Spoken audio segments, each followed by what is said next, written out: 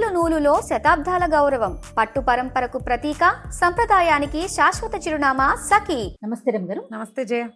రమగారు, సప్త శనివారాల వ్రతం బహుశా ఇదివరకు కూడా ఉండుంటుంది, ఎప్పటి నుంచో ఉండుంటుంది. శనివారాల వ్రతం అంటే మనం వెంకటేశ్వర స్వామికే చేస్తాము, కానీ ఈ మధ్య బాగా ట్రెండింగ్లోకి వచ్చిందండి. ఈ వ్రతం అసలు ఎవరు చేసుకోవాలి, ఎవరైనా చేసుకోవచ్చా, దీనికి సంబంధించిన నియమాలు ఏంటి, మీకు తెలుసా, మీకు ఎప్పటి నుంచి తెలుసు? ఎన్ని ప్రశ్నలు చూడండి. శనివార వ్రతం బహుపురాతనమైనది. ఎస్, మామూలుగా శనివారాలు మొక్కుకోవటం వెంకటేశ్వర స్వామికి మొక్కుకొని చేసుకుంటారు. వివాహం కాకపోయినా, సంతానం కాకపోయినా, ఇల్లు దొరకపోయినా, అంటే ఇల్లు కట్టుకునేందుకు సరిపడా అవకాశాలు కుదరకపోయినా, పిల్లలు సెటిల్ అవ్వకపోయినా, చిత్తశాంతి మనశ్శాంతి లేకపోయినా, ఏవైనా తరచుగా ప్రమాదాలకి వాటికి లోనవుతున్నా, జాతకంలో ఫలానా శని దోషాలు అవి ఉన్నాయని చెప్పినా, ఈ అర్ధాష్టమ శని, ఏలినాటి శని లాంటి సమస్యలు, సాడే సాతి అని చెప్తారు జాతకాల్లో, అలాంటి సమస్యలు ఉన్నవాళ్ళు ఎవరైనా శనివార వ్రతం చేసుకోవచ్చు. సప్త శనివారాలు అనేది ఇటీవల కాలంలో ఎందుకు ట్రెండ్ అయిందంటే, ఇది సోషల్ మీడియా వల్లే ట్రెండ్ అయింది. శనివార వ్రతం సాధారణంగా ఎవరైనా మొదలు పెడితే జన్మ శనివారాలు అంటారు. శనివారం మానరు. ఏవో కొన్ని శనివారాలే చేసి మానేసే విధానం పూర్వం ఉండేది కాదు.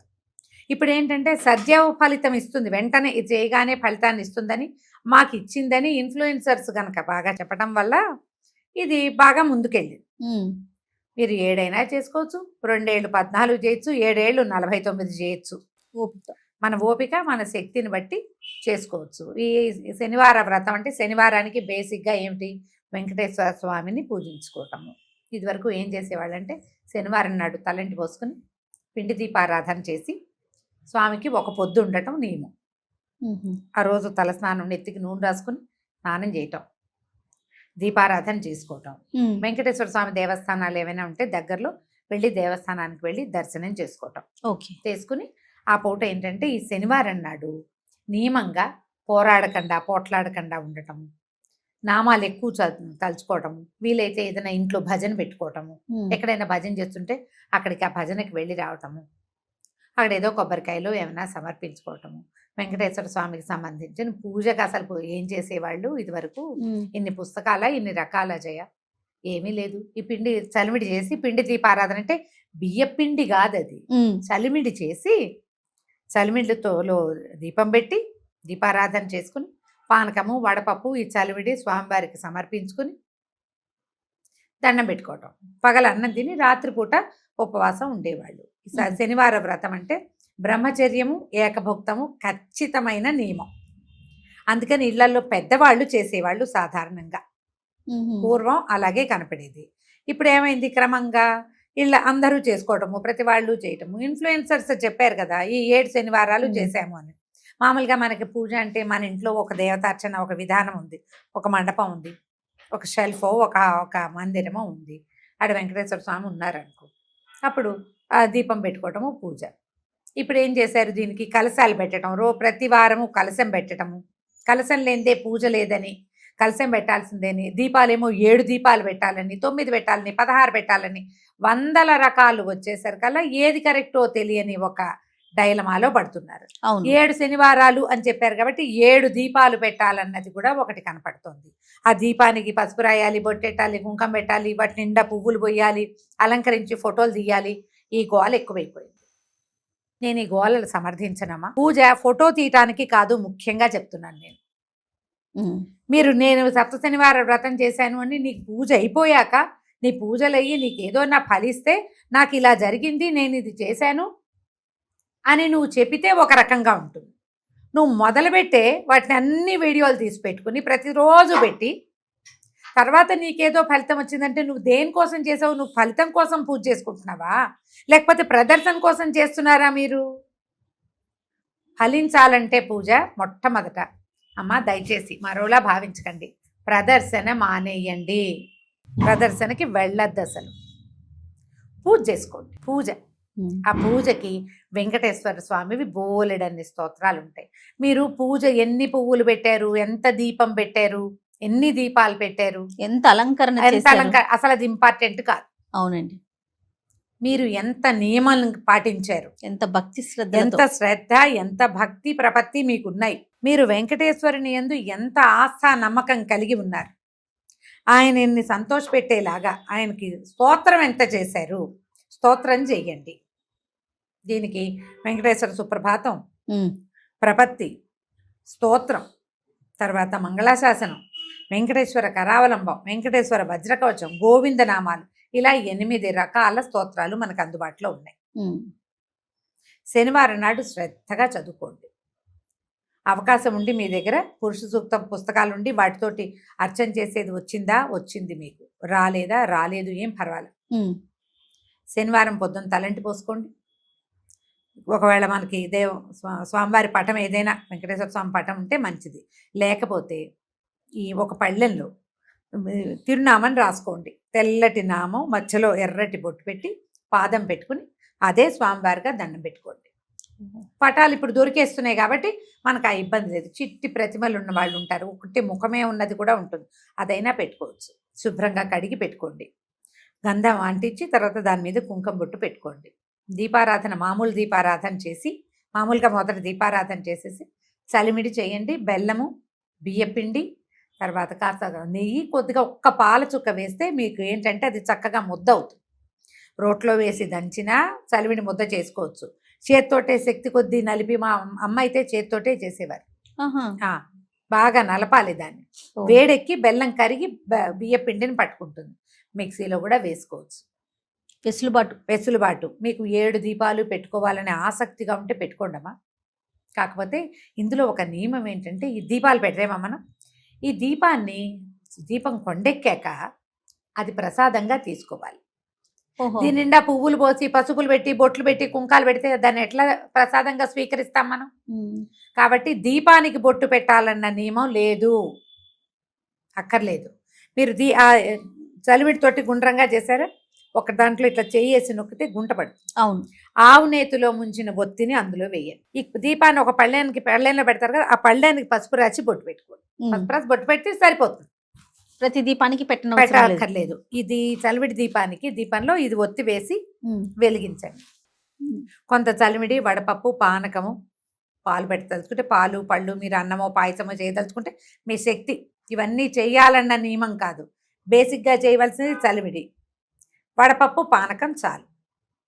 అరటిపళ్ళు, మన శక్తి ఒక కొబ్బరికాయ కొట్టటము పెట్టుకోవచ్చు. ఇవన్నీ పెట్టుకుని ఈ స్తోత్రం అంతా చదువుకున్న తర్వాత స్వామివారికి నివేదన చేసి దండం పెట్టుకుని ఆ దీపాన్ని కూడా స్వామికి సమర్పించుకుంటాం. అప్పుడు మంగళాశాసనం చదువుకుంటాం. మంగళాశాసనం అంటే హారతి. అదేలేండి. హారతి ఇచ్చి దండం పెట్టుకోండి. ప్రత్యేకమైన కథ ఏదన్నా ఉందా అమ్మగారు? సప్త శనివార వ్రతానికి కథలేం లేవు. ఒకవేళ మీకు ఏదైనా ఒక పుస్తకం దొరికి, ఇటీవల ఎవరో పెద్దవారు రాసింది ఒక పుస్తకం తిరుగుతోంది, వెంకటేశ్వర స్వామి గురించి చెప్పినవే ఏవైనా కథలు అయ్యి ఉంటాయి. పూర్వకాలం నుంచి వచ్చింది కాదు కదా. ఈ వ్రతం ఇటీవల డెవలప్ అయింది. ఇది వ్రతం అని పేరు రాసుకుంటున్నాం కానీ మనం నియమంతో చేసేది 7 వారాలు చేసుకోండి. ఈ 7 వారాలకి మీకు ఫలితం ఇస్తుంది. కలశం పెట్టుకుంటే ఫలితం ఇస్తుంది, కలశం పెట్టుకోకపోతే ఫలితం ఇవ్వదు. ఇవన్నీ సర్వాబద్ధమమ్మా, అలా లేదు. మీ శక్తి, మీ ఓపిక. మీరు పెట్టుకోగలిగితే కలశం పెట్టుకుని, కలశానికి ప్రత్యేక పూజా విధానం మీరు చేయగలిగితే చేసుకోండి, చేయలేకపోతే ఏం నష్టం లేదమ్మా, ఏం కాదు. మీకు కావాల్సిందల్లా శ్రద్ధాభక్తి, ఆసక్తిను. వీటితోటి మీరు 7 శనివారాలు ఇట్లా చేసి మీరు దండం ఎట్లా పెట్టుకోవచ్చు, మామూలుగా మొక్కునేటప్పుడు ఈ 7 శనివారాలు ఇంట్లో పూజ చేసుకుని 7వ శనివారమో 8వ శనివారమో కొండకు వస్తామనో దేవాలయానికి వస్తామనో దండం పెట్టుకోవచ్చు. లేదా పక్కనే ఉన్న సమీపంలో ఎక్కడో దేవాలయం ఉంది, అక్కడికి వెళ్తాం. చిన్న తిరుపతి వెళ్ళచ్చు, పెద్ద తిరుపతి వెళ్ళచ్చు. మనకి ఇక్కడ హైదరాబాద్లో అయితే రత్నాలయం అని, ఇంకో ఆలయం అని, బోల్డని వెంకటేశ్వర స్వామి దేవస్థానాలు ఉంటాయి. శ్రీనగర్ కాలనీలో వెంకటేశ్వర స్వామి ఉన్నాడు, ఎస్ఆర్ నగర్లో వెంకటేశ్వర స్వామి ఉన్నాడు. ఎక్కడ అవకాశం ఉంటే అక్కడ దర్శనం చేసుకోవచ్చు. వారం ప్రతి వారము మీరు దేవాలయానికి వెళ్ళగలిగితే మహత్తరంగా ఉంటుంది. ఇలా 7 శనివారాలు కనుక శ్రద్ధాభక్తులతోటి మీరు వేరే వ్యాపకం పెట్టుకోకుండా భగవంతుడి మీదే నమ్మకం పెట్టుకుని చేస్తే మీకు మంచి ఫలితం లభిస్తుంది. ఇందులో చూడు, ఒకటి దీపారాధన. మొదటిది మీ నియమం 7 వారాలు చేయాలని దీపారాధన. ఇందులోనూ పిండి దీపారాధన చాలా మంచిదని చెప్తారు. మామూలు మనం దీపం కుంది కాకుండా ఇలా పిండితో అంటే చలిమిడి మీద చేసిన దీపారాధన విశేషమైనది.